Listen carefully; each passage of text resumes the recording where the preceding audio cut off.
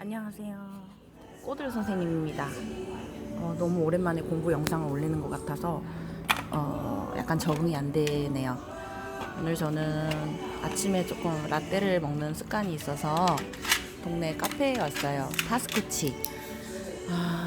근데 문득 갑자기 또 공부 영상 올려야겠다는 생각이 들어서 이렇게 올릴게요. 좀 많이 시설이 열악한데 그냥 과외 받는다고 생각하시고 한 번 샷으로 그냥 롱테이크로 쭉 갈 테니까 잘 들어주시기 바랄게요. 저는 지금 저거 TMI이긴 한데 저는 지금 영어 공부하고 있었어요. 중1 거부터 다시 공부하고 있었고 저는 오늘 여러분들에게 소설에 대해서 소설의 모든 것에 대해서 이제 알려드리려고 합니다. 소설 테이블 왜 이래 삐걱삐걱거려. 소설은 무엇이냐. 근데 제가 학생들을 가르쳐 보면 좀 놀랄 때가 많아요. 소설을 배웠는데 소설이 어떤 글인지도 잘 모르면서 일단 공부를 하는 학생들이 많더라고요. 소설은 굉장히 특징이 있어요. 그러니까 여러분들은 소설이 어떤 특징을 가지고 있는지, 어떤 소설을 접하기 전에 그 글의 갈래에 대한 그 해박한 지식이 있어야지 조금 더 글에 대한 접근을 잘하거든요. 예를 들어서 모파상의 목걸이 보고 그게 소설이라고 얘기했을 때 굉장히 충격을 받는 친구들이 많아요. 그러니까 이제 글의 종류를 파악하고 글을 읽었을 때 이것은 허구니까 허구다. 혹은 수필을 보고 이건 진짜 있었던 일이니까 진짜 현실 세계에서 일어날 수 있는 그런 일이기 때문에 조금 더 밀도 있게 봐야겠다. 뭐 이런 생각을 하면서 접근할 수가 있거든요. 그러니까 여러분들 그러니까 글의 갈래는 꼭 파악하고 학교 시험에서도 선생님들이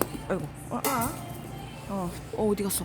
글의 갈래를 아는지 그 글에 대한 기초적인 이해가 있는지 체크를 하시는 분들이 많으니까 잘 봐주시길 바랄게요. 일단 소설. 여러분 소설은 산문 문학입니다. 산문 문학이에요. 일단 문학의 범주 안에 들어가는 건 알고 있죠? 문학의 범주 안에 들어가 있고 산문 문학이다. 산문 많이 들어봤을 거예요. 그런데 이제 산문이 뭐냐라고 하면은 좀 이제 이런 친구들이 많을 거예요. 산문이라는 것은 이 흩어질 산자예요. 흩어져 있다. 그런 문자고 산문의 반대말이 뭐냐면은 운문이에요. 운문은 뭐냐면 운율이 있는 문장인데요. 글이란 뜻이에요. 근데 운율이 있는 문장은 전 세계에 하나밖에 없어요. 운문은 뭐밖에 없냐? 시입니다. 시 아시죠 여러분? 시는 운율이 있어요. 시시자예요. 시는 운율이 있는 건데 그거의 반대로 그러니까 줄글로 되어 있고 운율이 없다란 뜻이에요. 그러니까 산문문학에는 크게 이제 소설과 수필이 자리 잡고 있죠. 수필은 실제 있었던 일, 정말 내가 겪었던 일을 쓰는 거고, 소설은 내가 생각하는 어떤 허구적인 머릿속으로 그러니까 한마디로 여러분 해리포터 아시죠? 해리포터 뭐 그런 느낌이라고 생각하시면 돼요. 그러니까 만들어낸 것은 소설이에요. 간혹 뭐 장기려 같은 소설은 자전적인 어떤 인물을 소재로 하지만 거의 대부분의 소설은 실제로 일어나지 않은 일들을 다루고 있다라는 것을 알아주시기 바랍니다. 그러니까 소설과 수필의 가장 큰 차이점, 이런 걸 대조라고 하는데, 대조되는 부분은 허구냐 혹은 실제냐. 수필은 정말 있었던 일이에요. 수필의 갈래로는 뭐가 있냐? 우리가 여행하면서 쓰는 것을 기행문이라고 하죠. 기행문. 그리고 오늘 무슨 일 있었지?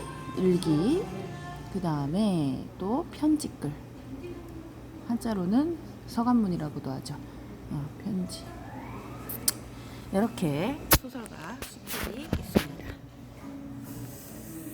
볼게요. 그럼 소설의 특징 들어가 보도록 하겠습니다. 소설은요, 일단 가장 큰 특징은 소설의 가장 큰 특징 꾸며냈다라는 거예요.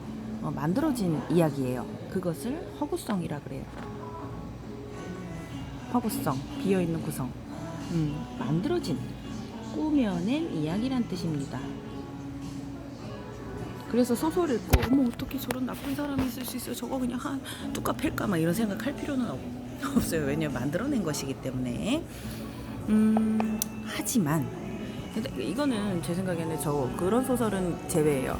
진짜 카메라가 제가 빨리 고프로 사가지고 여러분 좀 좋은 환경에서 찍도록 할게요. 어떤 거는 예외냐, 행성에서 싸우고 이런 거 있죠. 그런 거 빼고 개연성이라는 게 있는데요. 이건 뭔 말이냐, 소설이 만들어낸 이야기긴 하더라도 우리 일상생활과 너무 관련이 없으면 우리가 노잼이에요. 재미가 없단 말이죠. 그런데 소설은 어느 정도 있음직한 이야기를 쓴단 말이죠. 있음직한 이야기를 써요. 그렇기 때문에 일어날 수도 있겠다라는 생각으로, 그러니까 한마디로 개연성이라는 것은 현실에 있을 것 같은 이야기를 씀으로써 독자에게 어떤 동질성을 좀 불어일으키는 그런 역할을 한다는 뜻입니다. 그 다음에 세 번째는 서사성이라는 게 있어요. 이건 그냥 말 그대로 한자인데요. 차례서 일사, 차례대로 일이 일어나는 성격이에요. 이거는 이게 어떤 일정한 순서가 있다라는 거거든요. 일이 일어나는, 그러니까 한마디로 줄거리가 쭈루루 연결이 된다는 뜻인데, 이게 차례서라 그랬잖아요. 이거는 여러분들이 시와 비교해보면 알 거예요. 시 같은 경우는 어떤 그 순간을 포착하는 경우가 많아요. 순간을 포착해서 심상을 넣어서 짧고 굵게 딱 이렇게 이야기를 하는 경우가 많죠. 하지만 소설 같은 경우는 일정한 순서에 따라서 쫙 이 전개가 되는데, 이 순서라는 것은 꼭 순서대로는 아니에요.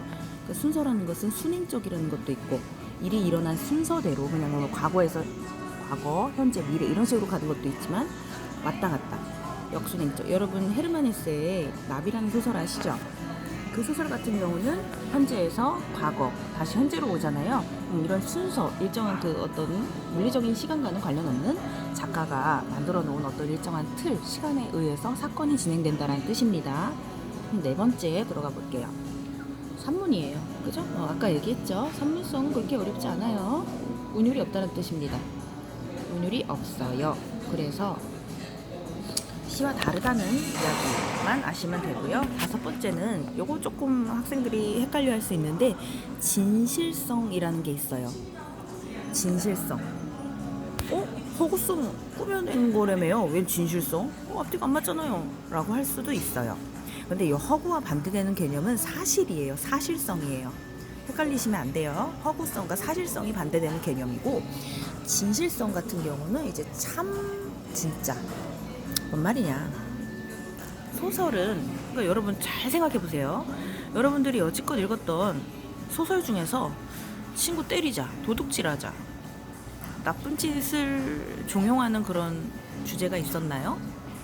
제가 알기로는 없어요. 물론 요 현대 문학 같은 경우는 굉장히 주제가 다양해서 뭐야, 왜 이렇게 끝나? 막 이러는 경우도 있어요. 좀 이렇게 뭔가 뚜렷한 어떤 주제가 안 보이는 그런 소설들도 있는데, 이제 과거부터 좀 고전으로 일컬어지는 그런 좋은 소설 같은 경우는 읽고 나면 뭔가 묵직한 감동 같은 것, 그리고 내가 어떻게 살아야겠다라는 뭔가 메시지를 전해줘요. 한마디로 진실성 같은 경우는 삶의 어떤 방향성이라든지 사람이 어떻게 살아야 하는가, 어떻게 살았을 때 참되게 사는가, 그런 길을 알려줘요.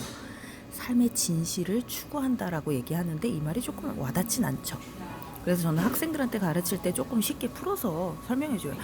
사람을 조금 선하고 착하게 만들어주는 그런 성격이다. 또 진실성을 다르게 보면 인간의 삶을 파헤침으로써 그 안에 있는 진실을 보여준다, 뭐 이렇게도 해석이 가능한데, 그렇게 하면 너무 난해하죠. 그래서 저는 학생들에게 삶의 진실을 추구한다, 사람을 좀 선한 길로 만들어준다, 이런 식으로 좀 가르치고 있습니다. 여섯 번째, 모방성이에요. 모방성은 개연성과 좀 비슷하다고 볼 수 있어요. 인간 삶을 어떻게 조금 이제 비슷하게 인간의 어떤 삶의 흐름을 비슷하게 따라한다 이렇게 볼 수 있겠고요. 7번째는 예술성입니다.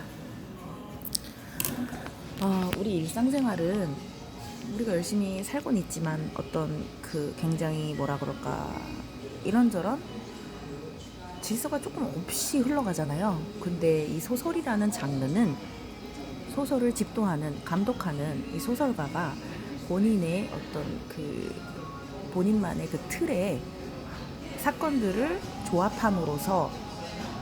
조합함으로써라고 해야 되나? 조합함으로써 굉장한 결과물들을 만들어내요. 한마디로 무슨 얘기냐? 미술을 하시는 분들은 색채로서 예쁜 어떤 그 예술 작품을 만들어내요. 하지만 우리 소설가님들께서는 글로써 어떤 세계를 조합해요. 그러니까 예술, 어떤 집약된 그들만의 기술, 글적인 기술, 다양한 기술로 글로 할 수 있는 다양한 기술로 아름다운 세계를 추구한다, 만들어낸다. 예술을 그러니까 글 안에 어떤 아름다움이 있다라는 거예요. 아름다움을 추구한다라는 거거든요. 그러니까 글로써 창조해내는 아름다움. 이 아름다움이라는 것은 예쁜 것과 조금 다른 그런 개념이에요. 한마디로 글로써 어떤 아름다운 고도의 집약적인 무언가 예술품을 만들어내는 그런 작업이라는 뜻입니다. 오늘은 소설의 특성에 대해서 이렇게 말씀드렸는데요. 소설은 솔직히 할 게 정말 많아요. 일단은 소설의 특징만 해도 지금 7개까지잖아요. 그런데 어떤 소설의 구성이라든지 소설의 3요소 등등등 소설은 저는 기본적으로 5-5강은 잡아야 된다고 생각을 해요. 오늘은 일단 여기까지 하고요. 유튜브 영상이 너무 길면 너무 재미없잖아요. 일단은 이렇게 하고 제가 계속 올리도록 할게요. 언젠가 조금 선생님이 좀 예쁘게 입고 이렇게 번듯한 칠판도 하나 구비하고 이렇게 쓰면서가 아닌 칠판 강의로 수업하면서 그렇게 여러분 만나 뵙도록 하겠습니다. 끝까지 봐주신 분이 있다면 너무 고마워요. 정말 좋은 일이 있을 거예요. 행운 듬뿍 마체리 선생님이 행운 듬뿍 드릴게요.